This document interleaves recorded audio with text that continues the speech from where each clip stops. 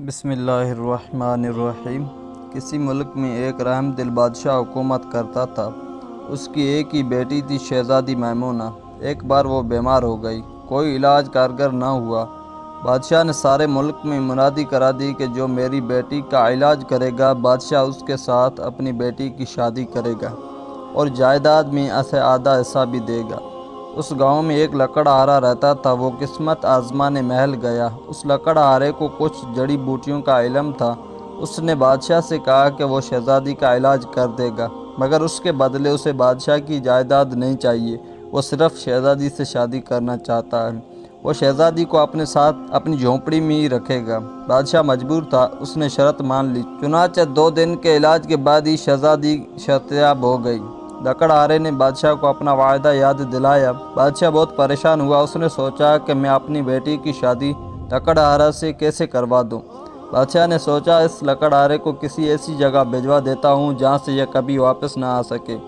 وہ روز لکڑہارے کو کسی بہانے سے دور دراز بھیجا، لیکن لکڑہارا اتنا پھرتیلا تھا کہ شام تک واپس لوٹ آتا۔ شہزادی نے بادشاہ کو سمجھایا بھی کہ وعدہ خلافی نہیں کرنی چاہیے، مگر بادشاہ کو اپنی اکلوتی بیٹی سے بہت محبت تھی۔ وہ نہیں چاہتا تھا کہ اس کی بیٹی تکلیفیں برداشت کرے۔ بادشاہ بہت پریشان تھا۔ پھر اسے ترکیب سوچی۔ اس نے لکڑہارے سے کہا، جاؤ اور سمندر کی تہہ میں جو ہیرے ہوتے ہیں وہ لے کر آؤ۔ لکڑہارا گیا تو بادشاہ نے شہزادی کا فرضی جنازہ تیار کروایا، تاکہ لکڑہارے کو یہ کہہ کر ٹال دے کہ شہزادی مر گئی ہے اور لکڑہارا مایوس ہو کر یہ ملک ہی چھوڑ دے گا۔ لکڑہارا پانی میں تیرنا بھی جانتا تھا۔ اس نے چند ہی دنوں میں سمندر کی تہہ سے ہیرے نکال لیے اور محل کی طرف چل پڑا۔ راستے میں شہزادی کا جھوٹ موٹ کا جنازہ لے جایا جا رہا تھا۔ لکڑہارے نے لوگوں سے پوچھا کہ کون فوت ہوا ہے، تو اسے بتایا گیا کہ شہزادی میمونہ کا جنازہ تھا۔ ہیرے پھینک کر اس جانب چل پڑا جہاں جنازہ جا رہا تھا، لیکن اسے پہنچنے میں دیر ہوئی۔ قبرستان پہنچا تو پتہ چلا کہ شہزادی کو دفنایا جا چکا ہے۔ بادشاہ نے دراصل شہزادی کو قبرستان کے قریب ہی ایک جھونپڑی میں رکھا ہوا تھا۔ شہزادی کی دیکھ بھال کے لیے ایک بوڑھی ملازمہ بھی ساتھ تھی۔ رات ہوئی تو شہزادی سو گئی۔ آدھی رات کو قریبی جنگل سے ایک بھیڑیا نکل آیا اور شہزادی پر حملہ کر دیا۔ بوڑھی عورت نے اس پر ڈنڈے برسائے، مگر وہ شہزادی کو گھسیٹتا ہوا جنگل کی طرف لے گیا۔ صبح بادشاہ کو خبر ملی تو اس کے حکم پر سپاہیوں نے سارا جنگل چھان مارا، مگر شہزادی نہ ملی۔ بس کہیں کہیں بھیڑیے کے پیروں کے نشان ملے۔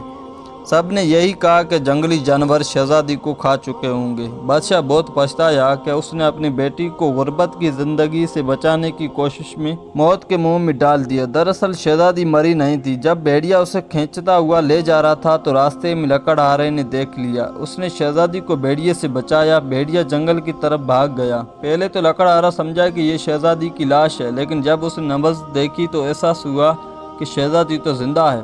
وہ شہزادی کو اپنی جھونپڑی میں لے آیا، اس کا علاج کیا۔ شہزادی 1 دن تک بے ہوش رہی۔ جیسے ہی ہوش آیا، لکڑہارا اسے لے کر محل پہنچا۔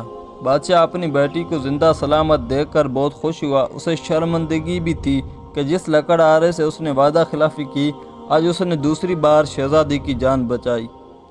اس نے لکڑہارے سے اپنی غلطی کی معافی مانگی اور کہا، میں تو سمجھتا تھا کہ میری بیٹی کو اس محل میں ہی خوشیاں مل سکتی ہیں، لیکن تم نے اپنی جھونپڑی میں اس کی جان بچا کر ثابت کر دیا کہ خوشیاں بھی دولت سے نہیں خریدی جا سکتی۔ بادشاہ نے شہزادی کی شادی لکڑہارے سے کر دی اور شہزادی کی خواہش پر اپنی جائیداد کا آدھا حصہ غریبوں میں بانٹ دیا۔